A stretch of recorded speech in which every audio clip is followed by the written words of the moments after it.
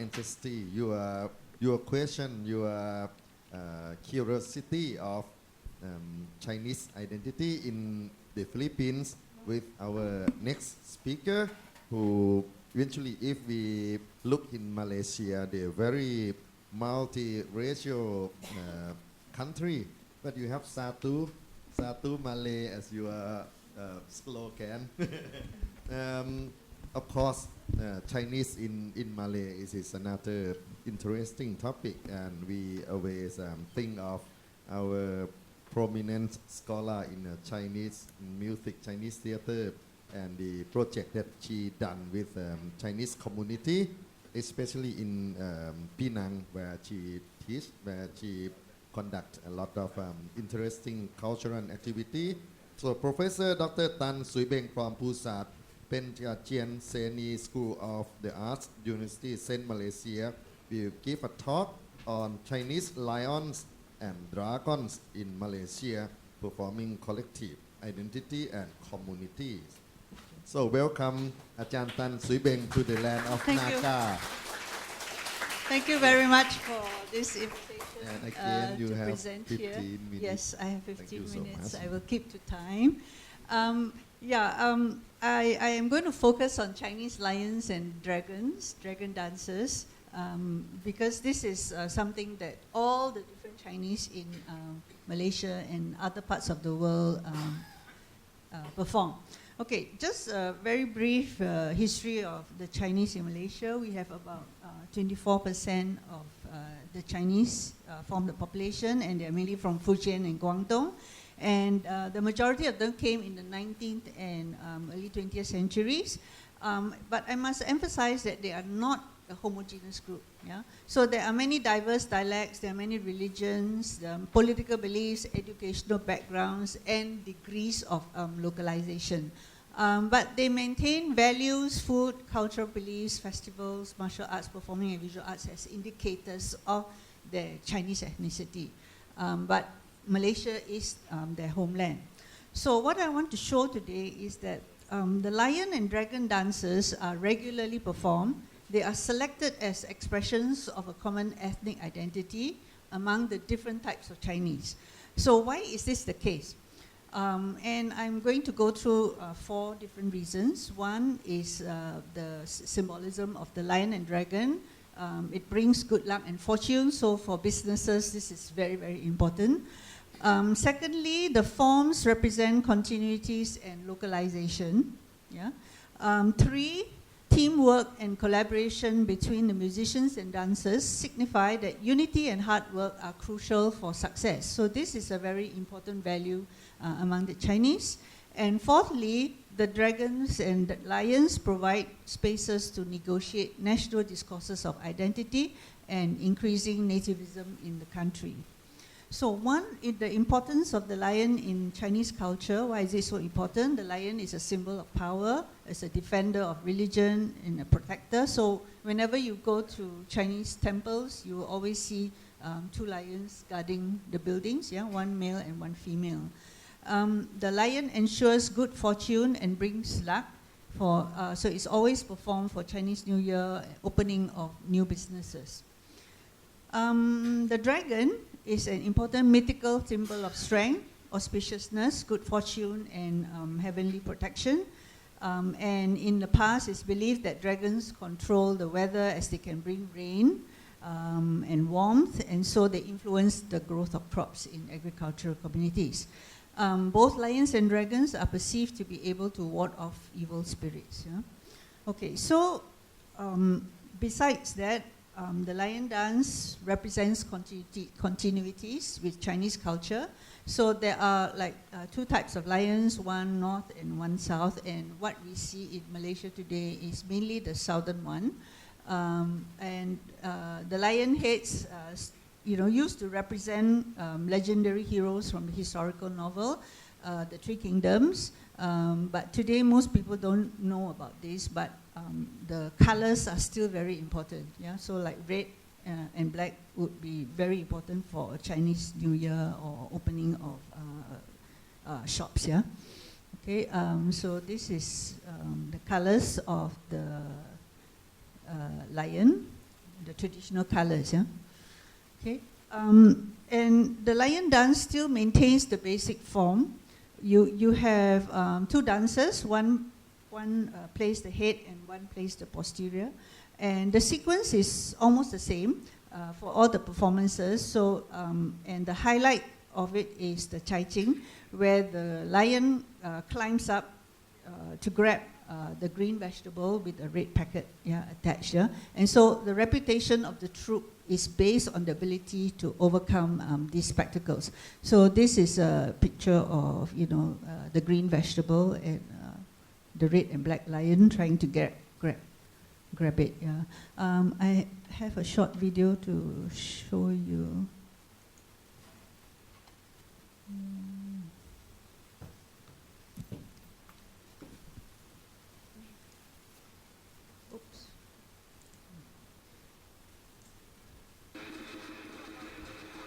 Yeah, this is to show you that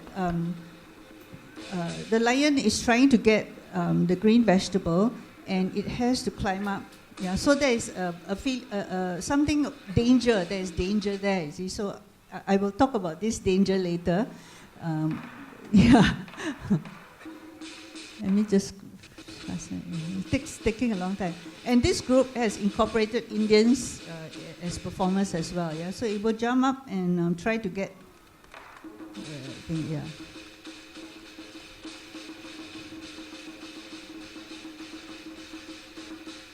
So this is not easy to do, yeah, because they have to go through a lot of training. And to get the green vegetable, the top person has to stand on the shoulder of the performer and then bend down and get it. Yeah.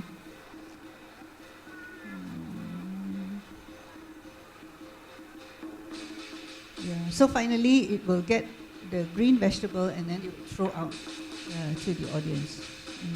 It's taking a long time.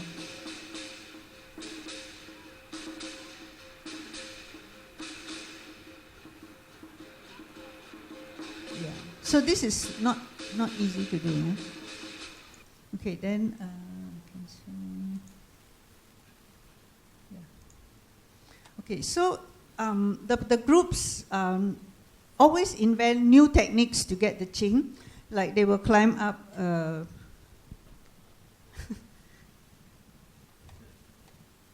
They will climb up.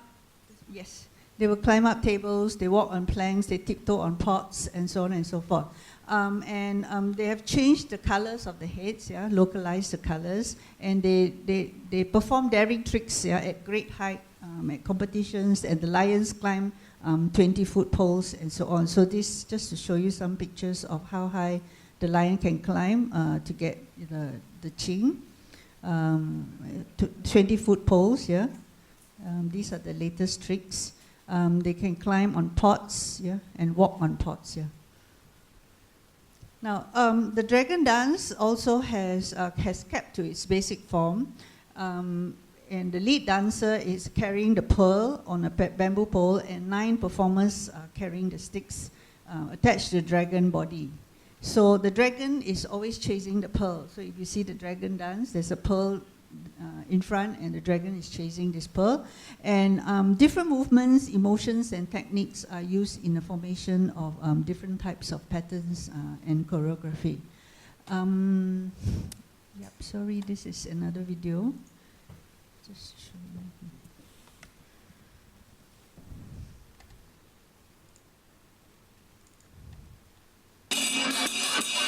So you can see that the pearl is in front, and the lion is following the pearl dancer. And the lion makes different shapes and positions, takes different positions. It can jump over the body or go under the body. And it forms different shapes, yeah. So they are jumping over, yeah.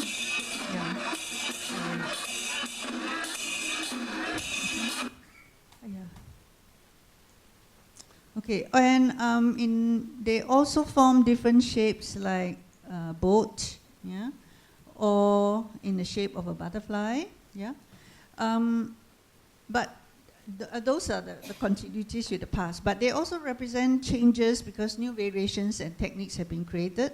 Like they perform the night dragon, you know, where you have ultraviolet light to show formations in the dark, or they use the batik dragon.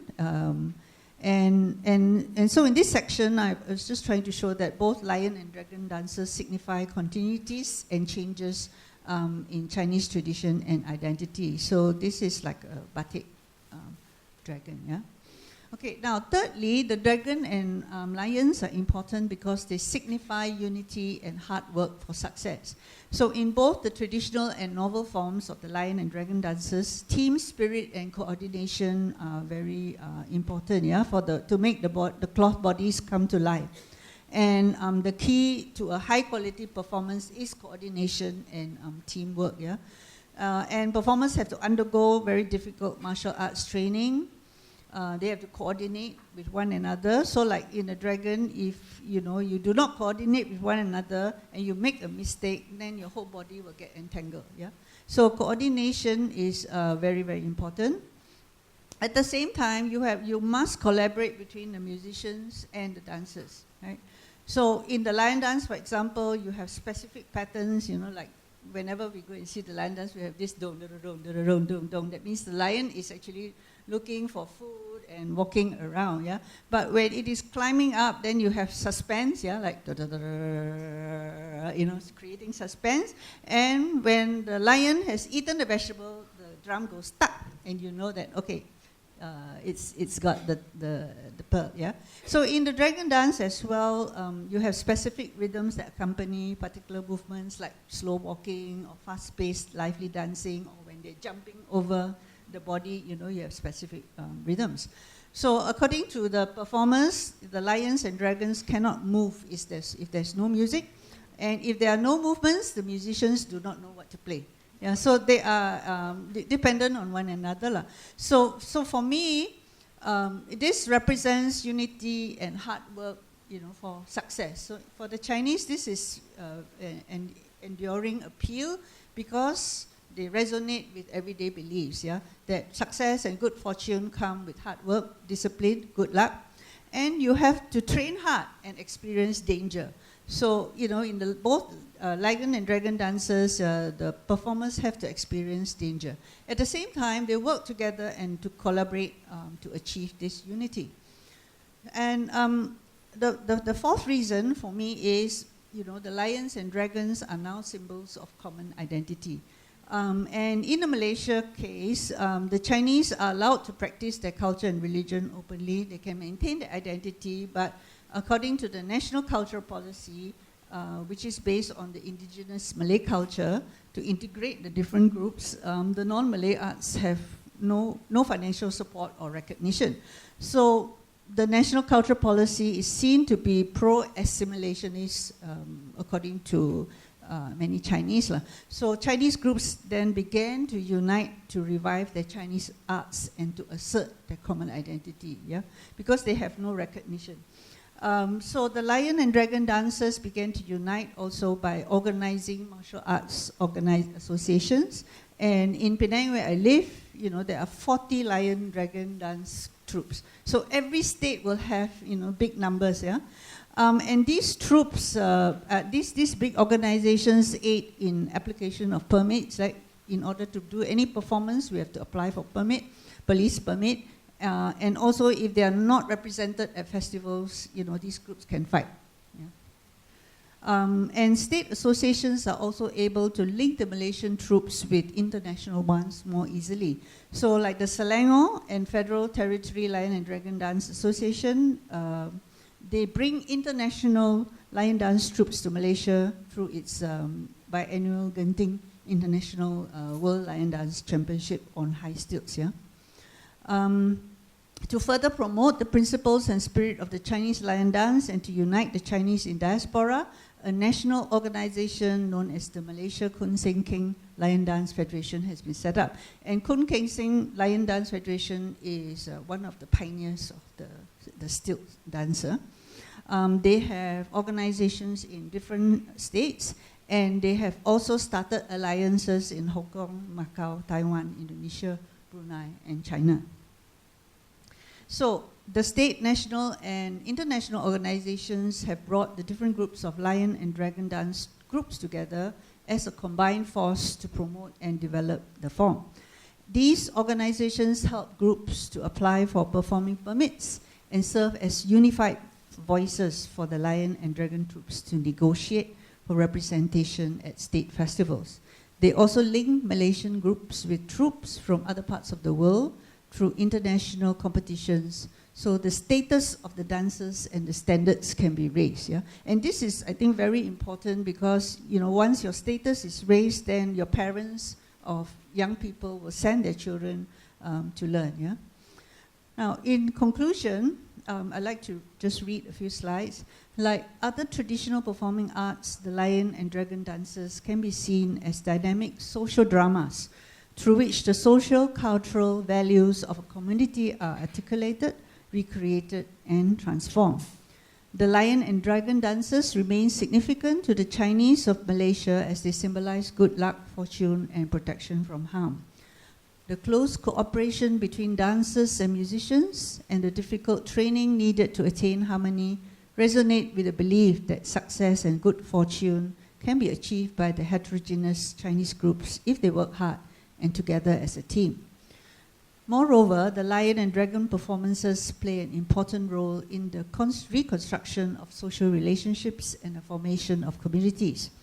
The intimate interactions between the musicians, musical elements, dancers, and body movements can be experienced as a feeling of communitas, which Turner defines as a liminal state, particularly during ritual, in which all members of a community are equal and share a common experience.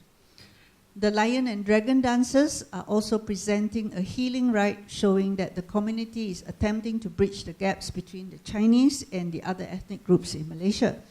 The groups are now inclusive of other ethnic groups like the Indians, Malays, Thais, and now there are also groups that have women who perform. So the lion dance group that I showed earlier on has many Indians, yeah, and the main player was actually an Indian boy.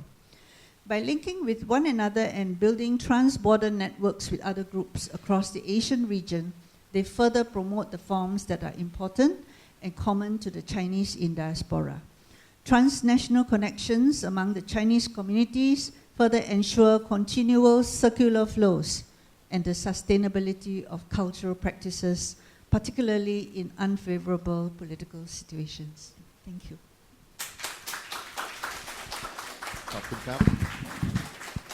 Thank you so much, Professor Dr. Tan Sui Beng from Malaysia, who really very clearly present the significance of dragon and lions and the very clear interpretation to this phenomena.